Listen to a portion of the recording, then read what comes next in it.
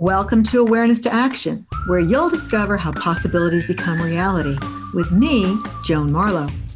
Join me and my amazing guests for powerful stories about those world-shifting aha moments. You know, the ones that catapult you into action and transform the way you walk through the world. Yes, you can live your life with purpose and passion. Maybe you aren't there yet, and that's okay. This show will take you behind the scenes and walk you through how other people just like you were called to transform their lives and the journey they embarked on to get there. The first step to taking life-changing action, or any action at all, is awareness. Maybe that's why you're here. Join the movement to create and live your purpose and passion while embracing your authenticity. Awareness to Action starts now. And welcome to Awareness to Action.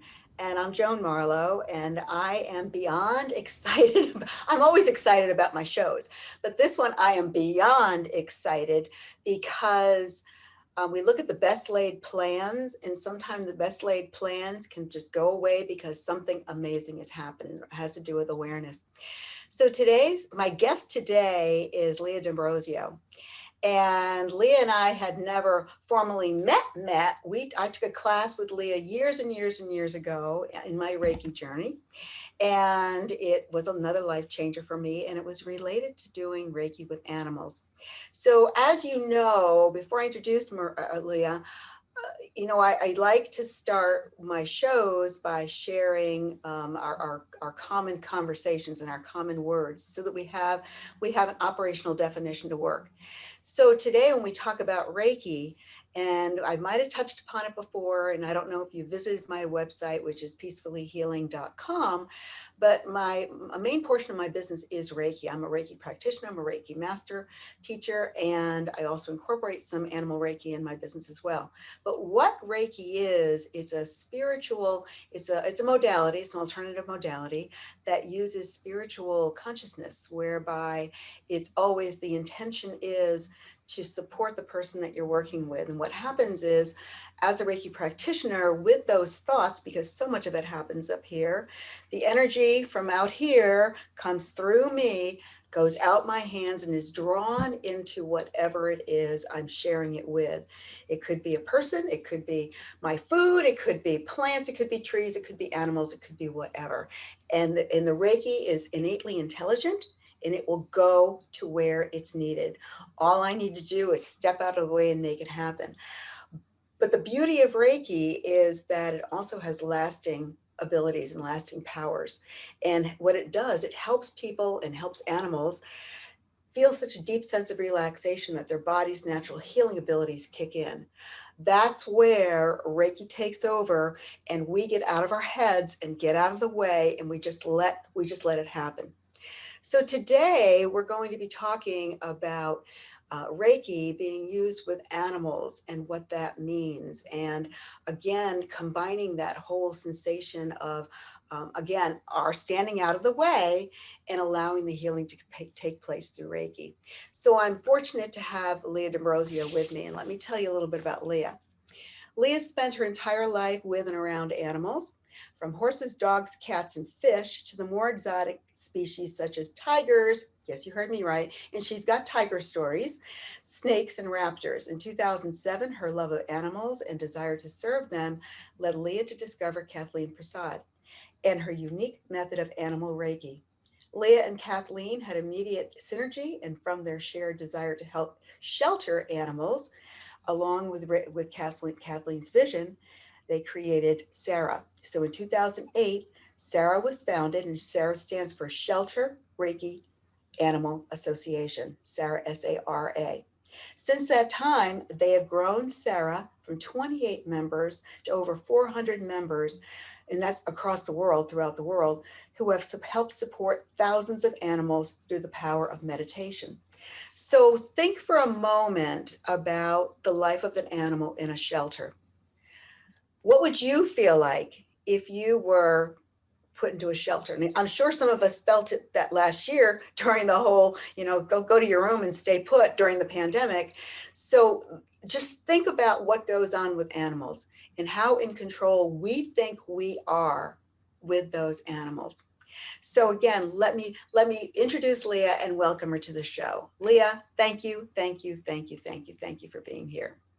Thank you so much, Joan. It is such an honor and a pleasure, and I am so excited that we got to reconnect in such a big way, and that you're going to allow me to share my story, because it is a really wonderful short story that I hope will inspire others to learn animal Reiki and start on this path as well. Because as you know, it's such an amazing path to be on. It is an amazing path, and again, as with all of my shows, there's preparation to make this happen.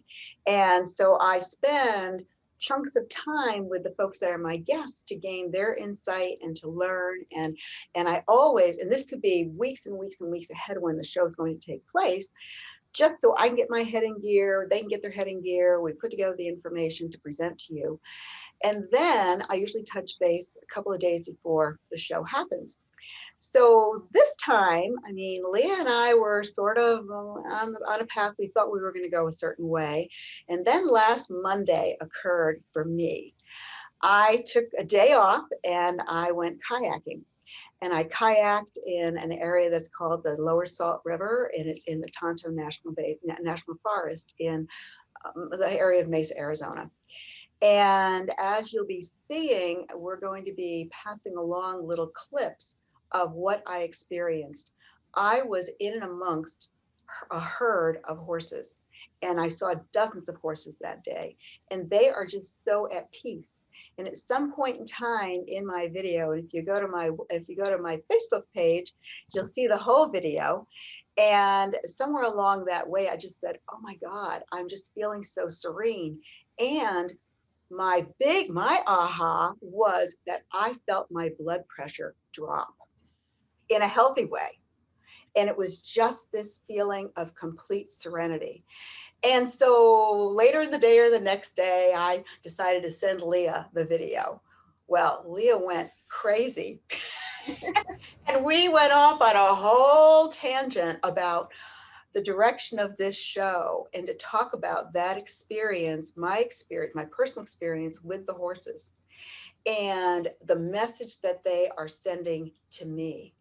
And the program that we're talking about within the animal Reiki world is called Let the Animals Lead. So, Leah, take it away. Let's start this conversation.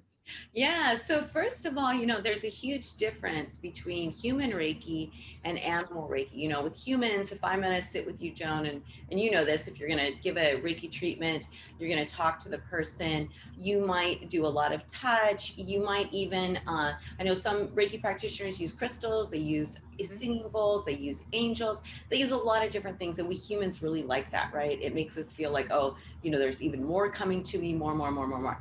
Whereas animals, it's actually the exact opposite. So with humans, we're going to focus on, you're going to come to me with a hurt neck or something. We're going to really focus on that neck and we're going to really work on that neck. Whereas with animals, they might present, especially in a shelter, oh, they have a broken leg. Once we put our thoughts towards that animal and its leg, it's like this, because our energy is directed that way. And animals are much more about holding space, they hold space for each other. Like you'll see when an animal is dying, if there's other animals around, they'll come and they'll hold space. They're not trying to fix anything. And that's one of the big lessons we can learn from animals. We don't need to fix it. But in that space of us meditating, that is what they have shown us that they really want, is just for us to hold space for them and not focus on what's wrong, but to hold space. And in that space, like you said, then the self-healing can occur because they're feeling supported. So what I was really excited about your experience was that you told me you're in a kayak, you're going down the river, you come upon these wild horses. And when people, I'm so excited for people to see this video, because it is not what you would expect from wild horses. They weren't jittery. They were completely relaxed and in their own Zen space, right? And you're paddling and you enter their space, right? And you feel this immediate healing. Well, that's exactly when we practice meditation, when we learn to let animals lead way, that is exactly what we're doing for shelter animals. So those horses, they don't think, okay, I've got to get centered, I got to get Zen, you know, I better do my breathing. You know, no, it's just natural. They are living Buddhas. Animals are living Buddhas when they are in their natural healthy state. And so these horses together, right? So in a group, whenever we pray together, when we meditate together, that group power, that energy is so much bigger, right? So you've got this herd of horses and they're holding space, and now you've entered that space and your healing occurred. And you didn't have to, okay, I've got to focus on my healing. I want my blood pressure up. No, it just occurred. So, like you were saying, the energy of Reiki, which is a spiritual energy, which, you know, so Rei means, what is that? Spirit, and Ki means energy. So, spiritual energy is like the literal meaning of it. But when we think about it, it's just a balanced energy. And that is what the horses were bringing. And that is what, because we're like this all the time, right? When you entered that space, and because there were so many of them, that's another point. Because if you were to come up and you were feeling all, and it was one horse, you might not have had that same experience because it's like one on one, right? But in that group where they're all connected together and they're all coming together and just together creating that, you entered that and your immediate healing began, which was so beautiful. And it was such a perfect illustration of what we can offer sick animals, stressed animals, traumatized animals, when we calm our energy, when we calm our bodies through this beautiful art of meditation. And we just are. We're not focusing on what's wrong. We're not trying to fix anything, right? You know, we humans, I swear, we try so hard to do the right thing, but a lot of times we are really interrupting the flow of things. We have a problem with death. A lot of times animals don't. They show us how to approach death. You know, when there's groups of animals and one is dying, like the elephants. I love the elephant example because elephants will circle around a dying animal and they will stay there and hold vigil until that animal passes.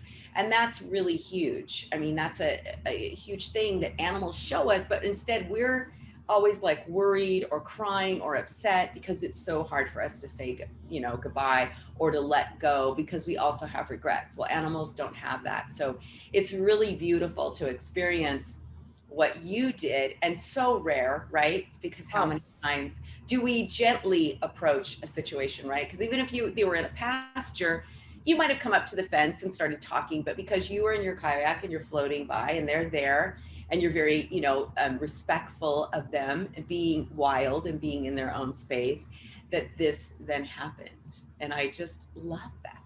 yeah, yeah. No, it certainly was an experience. And again, when you think about that, when you think of, again, our heads are always getting in our ways. With the animals, not so. Just recently, and again, these horses, these wild horses, they for generations. There are people that have been following these horses for 30 and 40 years, photographers and whatever. There's so much information about them.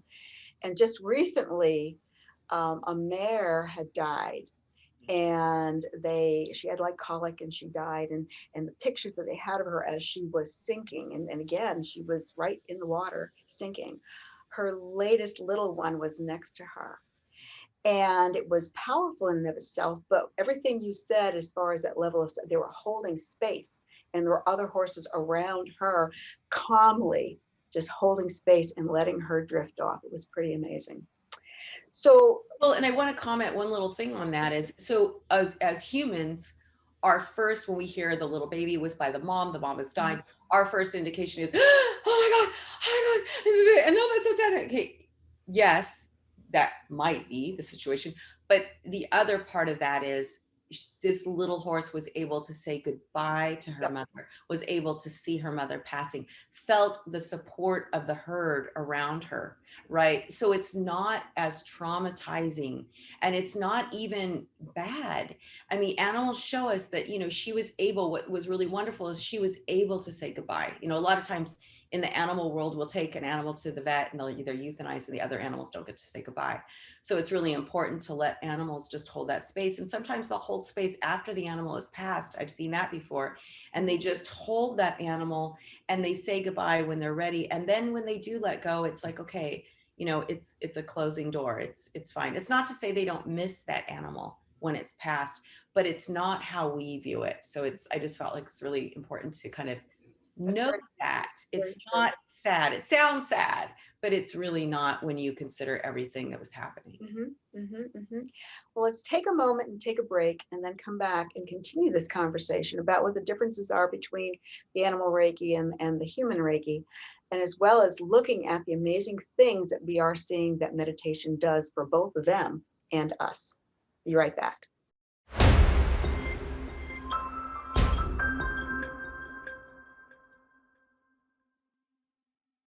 Well, welcome back to Awareness to Action, and I'm Joan Marlow. My guest is Leah D'Ambrosio.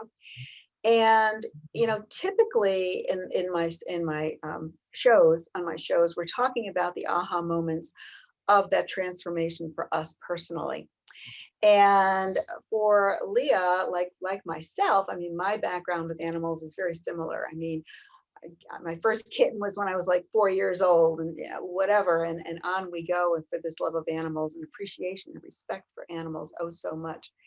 And I think one of the which I loved was your aha moment when Kathleen sort of helped you along the path of looking at working in a shelter. Maybe talk about that a little bit, because I'm dealing with that too. That whole, I'm going to want to bring them all home with me, or oh my God, someone's hurt. What am I going to do?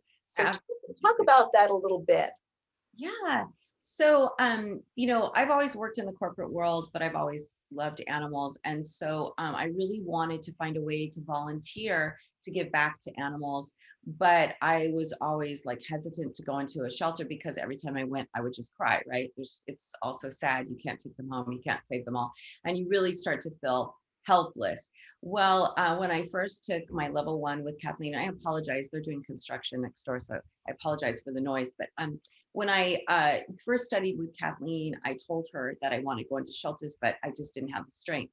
So she gave me a really easy meditation to do that is incredibly profound that I would love to share with all of your viewers. And it really helped me to realize that, when you go into the shelter, it's not up to you to save everyone, but it is up to you to hold space, right? To go in there with an open heart, an open mind, and just hold space for these animals.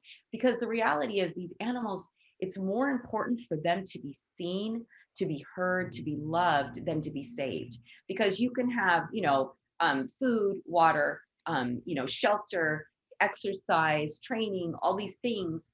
But when that spiritual piece is missing, you'll see that's where animals shut down and they start to get really depressed. But happy animals in shelters like that we've gone into, and we have programs, they actually are happy, right? They're excited, and that's a totally different thing. So what she told me to do was to do a very simple Reiki meditation, which is called the precepts.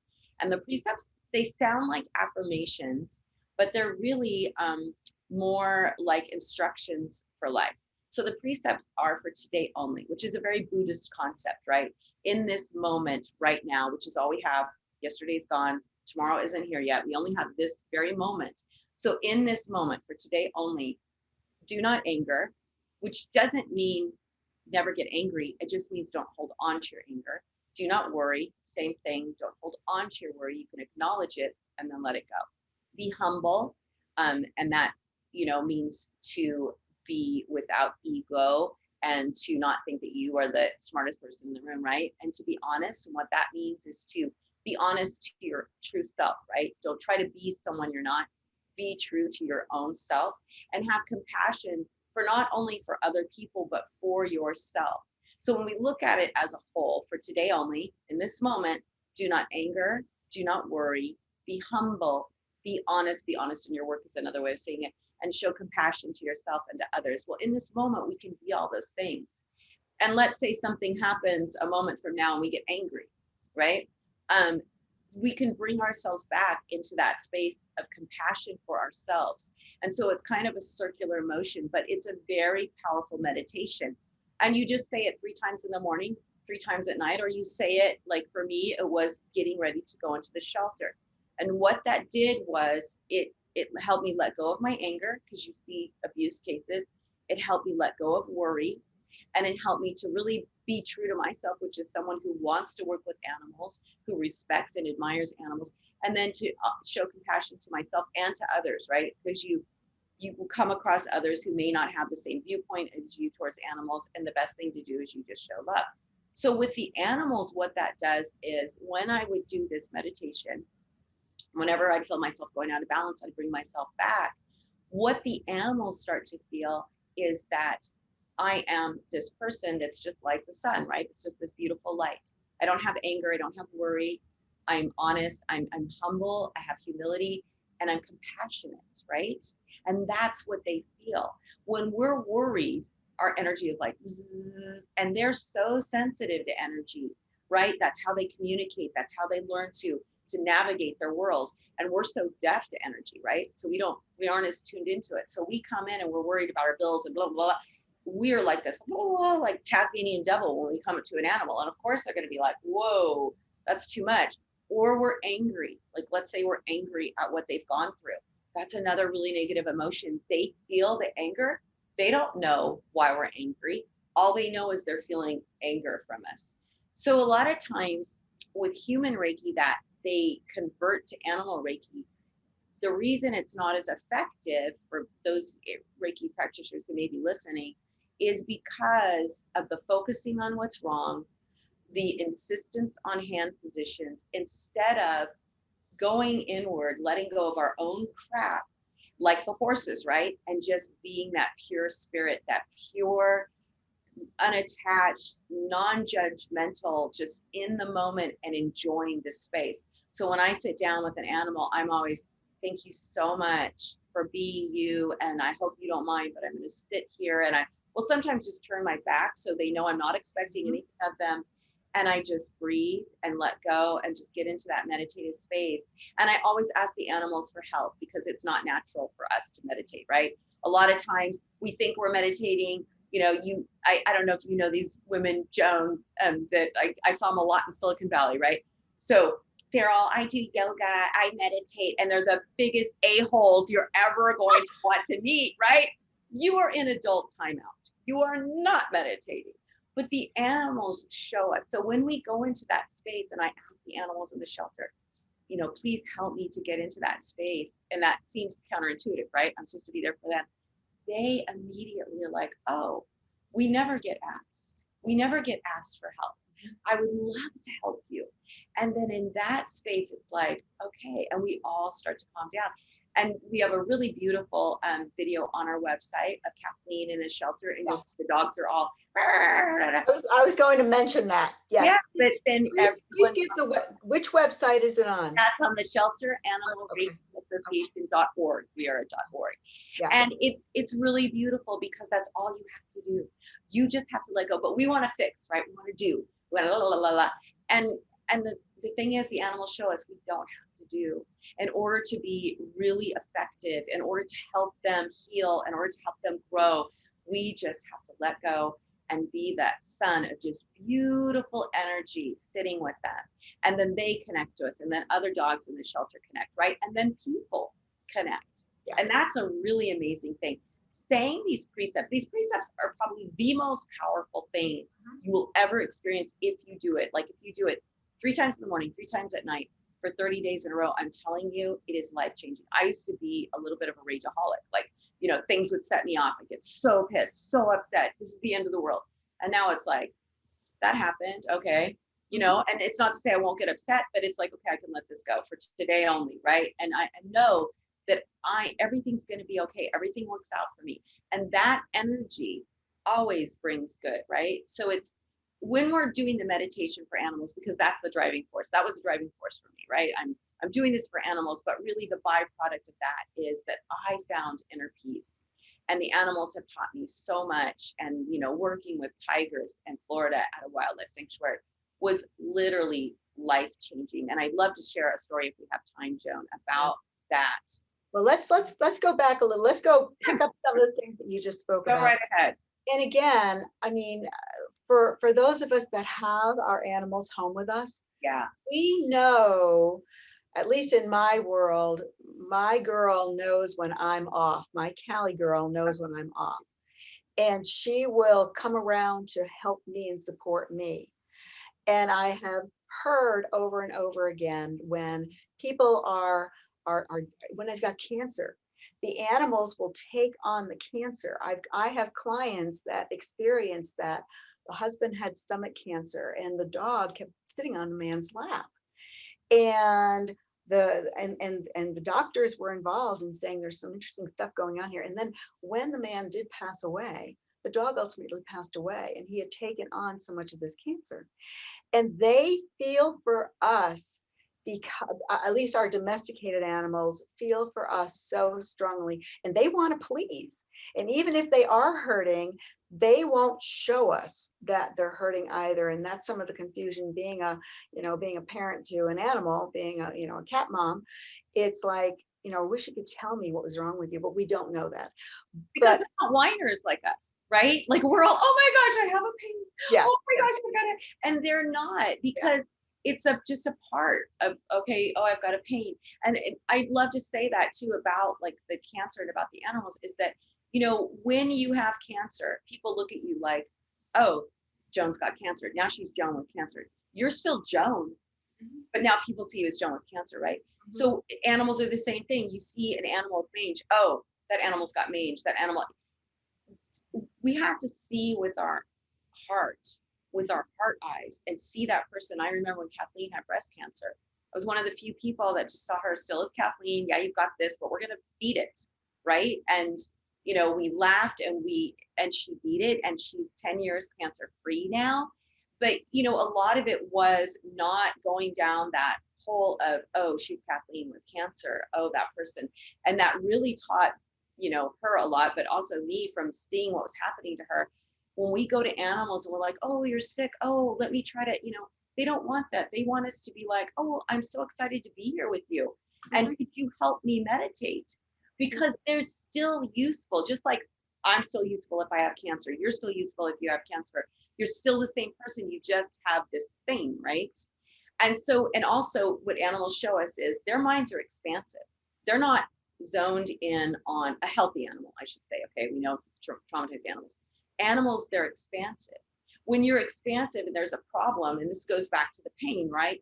They have pain, but their mind is expansive. So this it's like, this is our mind. This is pain. So that pain is big in our heads. But for animals, like I'm going to put it in my mouth, their minds are expansive. Okay, this is just nothing, because your mind is like here. So this now is just something, yes, it's there, but it doesn't take up all the space. Whereas humans are like this. Oh, this is my problem. This is my mind. Mm-hmm. And we don't give ourselves that space. So that's another thing animals show us and teach us with that, with cancer and with the expensive minds and all that. Yeah. I don't know if I kind of went off on a tangent there. So imagine my surprise. Let's get off on a tangent. I know. I have so many tangents. So we're going to head to break, but again, in summary of what was just spoken about is it's what goes on up here. And how many, if you've been following my shows at all, is awareness to action. It's what we hear, and then what are we going to do to move forward? So I ask now the listeners, as you're hearing things, what are you going to start looking at to change for you?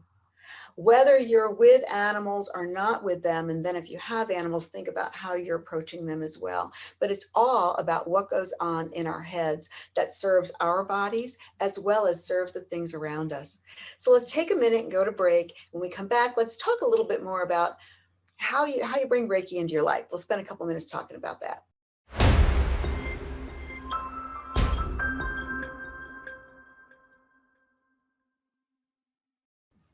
Well, welcome back. And before break, what we were talking about, or what I was referring to, is the work that we have to do, and that so much of what Leah is talking about is this whole mind thing. And at times we are our worst enemies because we allow all these things to filter into our heads. And we don't want to influence our animals. But again, we go back and talk about operational definitions. Let's talk about an operational definition for meditation. Meditation doesn't mean that you have to sit there and om away or whatever else. When I teach meditation, I often say, if it's going to bring you light and love and joy, do it. That could be your meditation. I say, if it means you're digging in the garden, you're digging in the garden. If it means you're cooking, you're cooking. Whatever it is that you're doing, because your body knows what's bringing you joy, and that could be your meditation. Then, of course, you also have your formal meditations, and it's all about, again, bringing that light and bringing that and opening your heart to the possibility of what is. And I know my cat knows when I'm happy, and as I said earlier, she knows when I'm sad. So let's circle back a little bit, and let's talk a little bit about Reiki. So of course, if you meditate with Reiki or without Reiki, your animals are going to be impacted by it. What the additional element of Reiki is are, the pieces of the precept and the pieces of just the principles of it. And again, it's that practice. Many people learn Reiki because it is an alternative healing modality that you can use for your self-healing. I know that's how I got involved in Reiki, because I was very broken, and in 2008, and I needed lots and lots of help, and the Reiki helped me do that. And so, and that was why I also quickly went through all the steps to be able to teach this. So if you're interested in learning Reiki, and Reiki is relatively easy to learn, you can learn it over a weekend.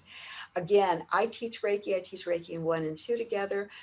Visit my website, check on my classes, and join me. And I'm now teaching Reiki not only in person, but also teaching Reiki on Zoom. So we're able to do that now. And again, that all came about because of the pandemic and whatever. And it's very powerful no matter what. And one of the things that I send my students away with is, for the next 30 days, and Leah mentioned about the 21 days or the 30 days, is use the precepts. Again, just for today, I choose not to worry, and so on and so forth, as well as just doing that quiet time and noticing what's going on with you, and noticing where your differences are. The same thing that I felt floating through those horses. And I'm pretty zen in lots of arenas anyway, and I could feel my body even go sink more deeply. That was my aha moment for that particular point in time. So consider bringing Reiki into your life, and reach out to me at joanpeacefullyhealing.com. More than happy to share insight, more than happy to help you find a Reiki master that can teach you, and then go on and learn through the Let the Animals Lead program, and bring animal Reiki, I will learn to speak it, into your life. So that's important to you. So, one of the things also is about this, creating space and holding space, and it's slowing down and taking a pause. And we can also learn from that how important it is for us to just slow down, get that thinking mind out of the way, take that pause to allow our bodies to catch up. So meditation, that's sort of what meditation does, because it's all about having your mind going in a specific area that's all about the good, or all about the quiet, or again, bringing you joy, and acknowledge those particular points about those joy points. That's real important to you. Anything to add to that, Miss Leah?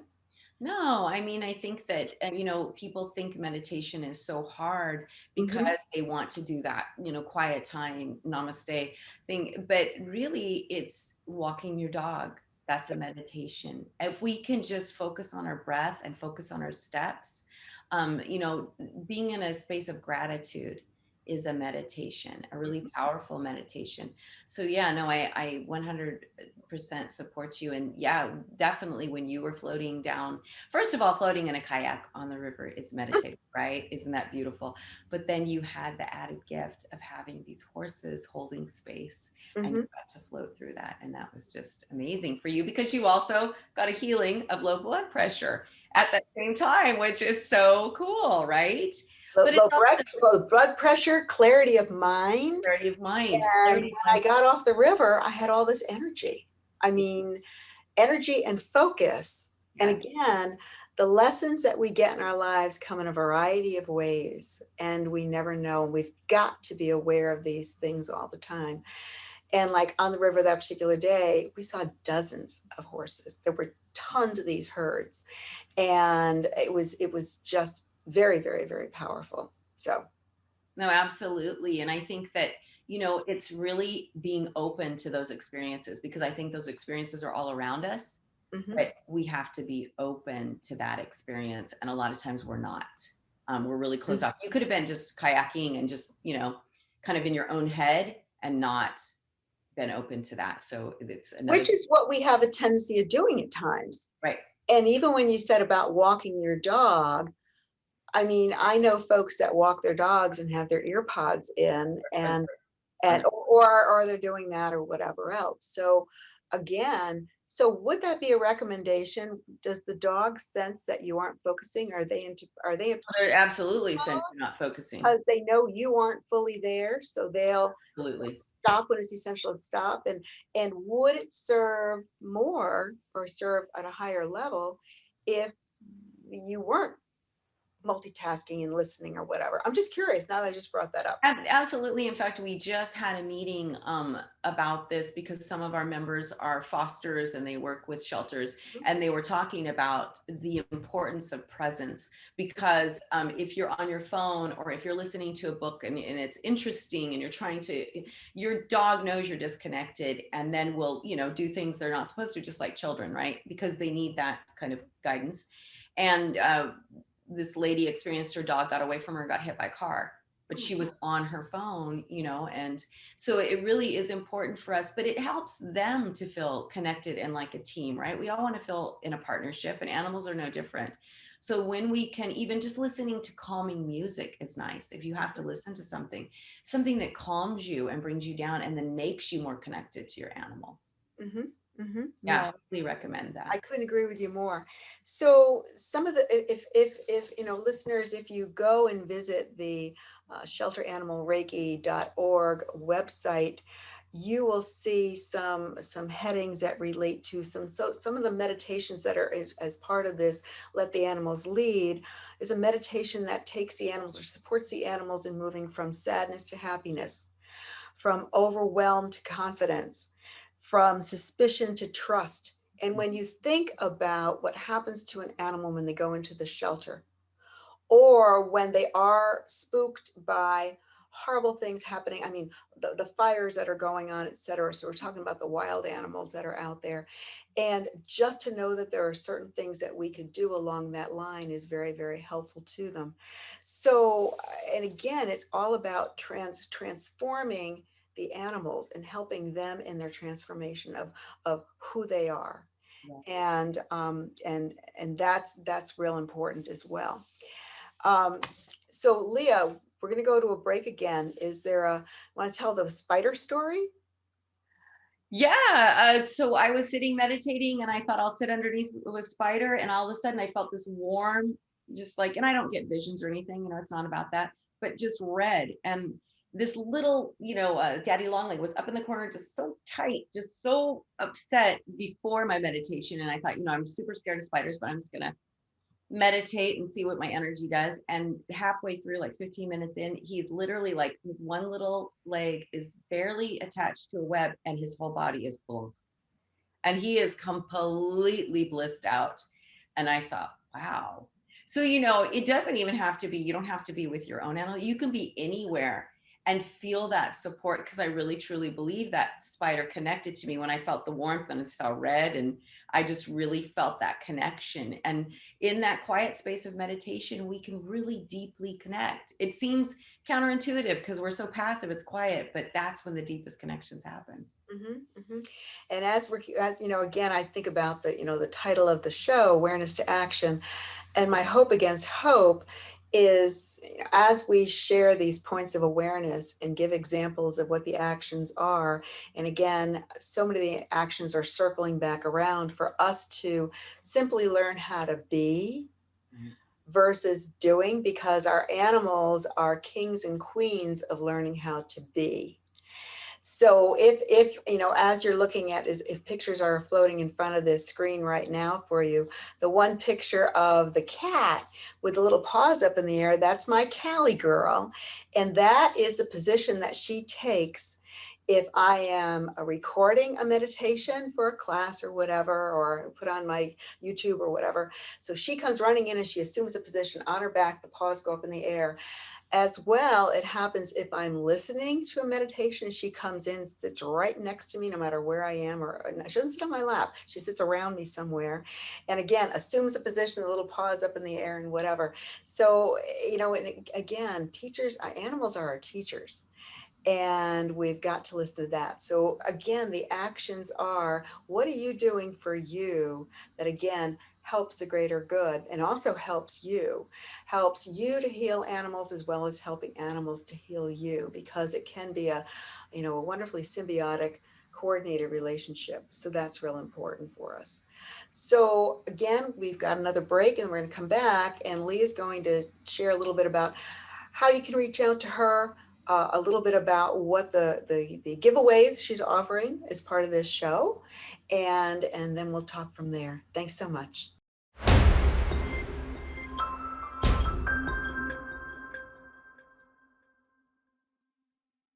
Well, welcome back once again. And so before we keep moving forward, let's take a little pause here ourselves. And Leah, tell us where we can find you. Tell us where we can find all the information about animal Reiki, letting the Sarah, and so on and so forth.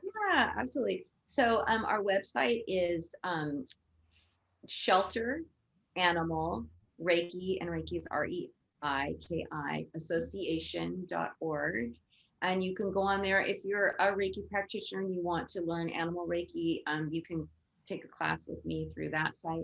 If you're interested in learning animal Reiki, Kathleen is doing online classes, and she just opened up her classes to, I think, 40 people. Before it was only 8. And so she's done this really great system where she can open it up to more people. And that's animalreikisource.com. You can go there. There's a plethora of information. I mean, it's just so much information about animal Reiki.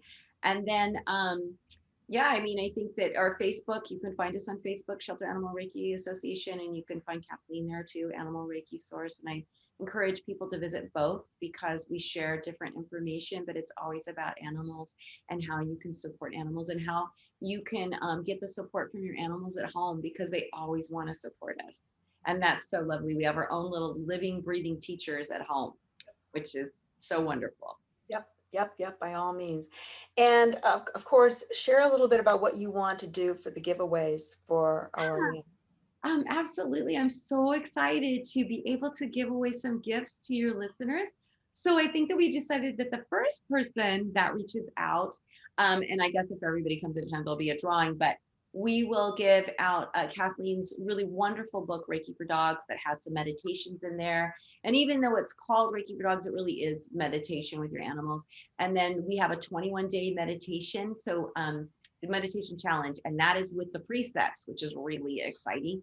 And then we have a book called Healing Virtues, and it's all about the ethics of Reiki with animals and how we have to be as practitioners. And it's even, even if you aren't a Reiki practitioner, it's a really great book because it just gives you some simple instructions on how to be with animals. So we're going to give, we have 5 gifts. So for the others that don't make it, they can choose either a Healing Virtues 21-day meditation or Reiki for Dogs, and we will make sure they get a copy. I'll send it directly from Amazon, so it'll go straight to them. Excellent. And the way they're going to do that is to email you. And what would the email be?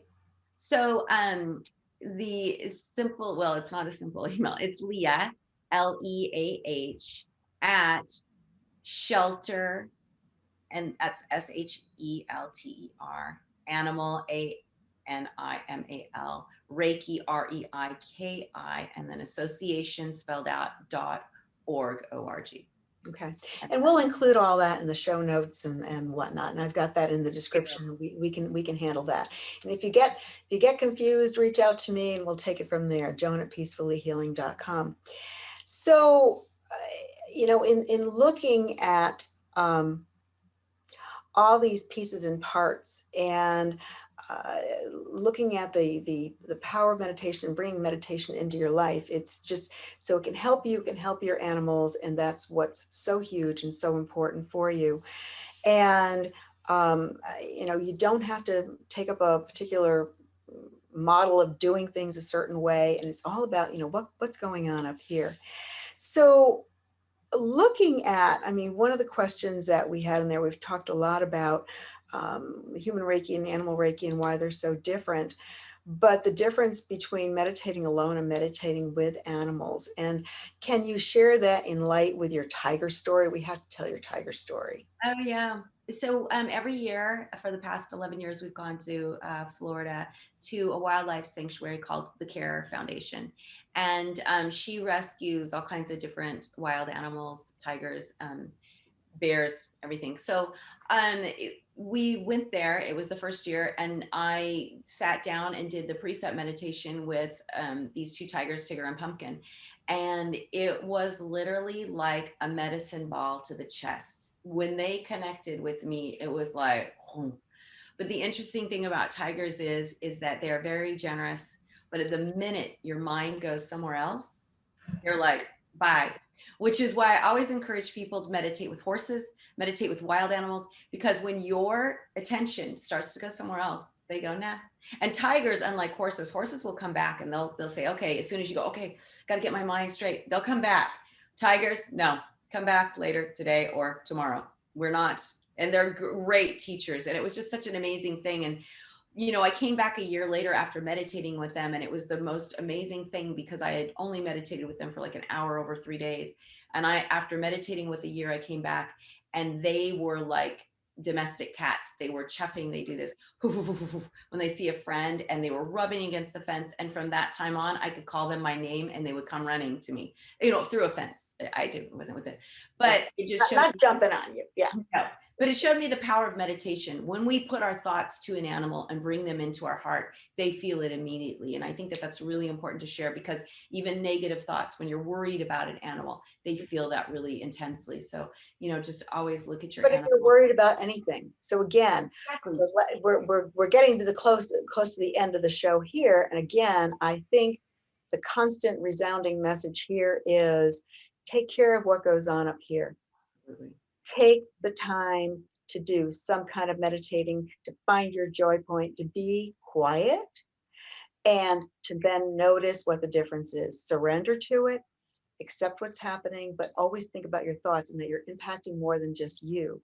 You're impacting people around you, and you're also impacting your animals. So that's very, very important as well. And you've got so much power to help them. But again, turn it back to them and let them take their power, their innate ability to help you as well.